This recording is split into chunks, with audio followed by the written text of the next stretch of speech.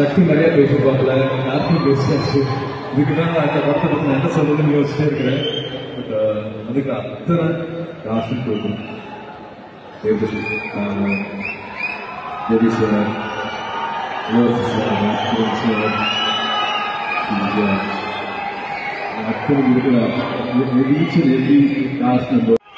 இந்த அன்புக்கு என்னைக்குமே தலை வணங்குறேன். கங்குவா பத்திர நியூஸ்க்காக வெயிட் பண்றீங்க.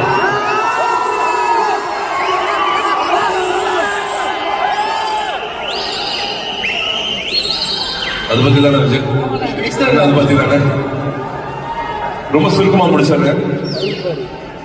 2.5 வருஷத்துக்கு மேல ஒரு 1000 பேருக்கு மேல தமிழ் சினிமால ஒரு ஸ்பெஷலான பிலிமை கொடுத்தணும் அப்படின்ட்டு பகலா ஒரு 1000 பேர் வேலை செஞ்சிருக்காங்க.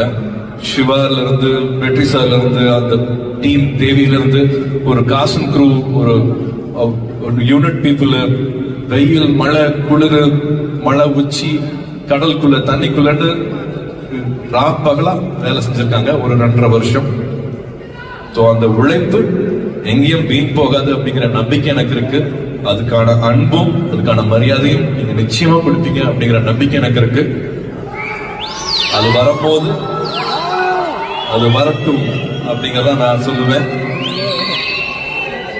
ஓகே, அக்டோபர் 10th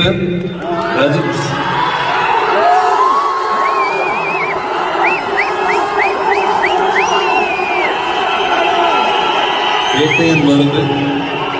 வேட்டையனுக்கு நம்ம மரியாதையாக நம்மளுக்கு மூத்தவர், நான் பிறக்கும் போது நடிக்க வந்தவர், கிட்டத்தட்ட 50 வருஷமா நம்மளோட தமிழ் சினிமாவோட அடையாளமாக இருக்கிறவர், அந்த மூத்தவருக்கு, சூப்பர் ஸ்டார் அவர்களுக்கு அவங்க படம் வர்றதுதான் சரியாக இருக்கும்னு நான் நினைக்கிறேன்.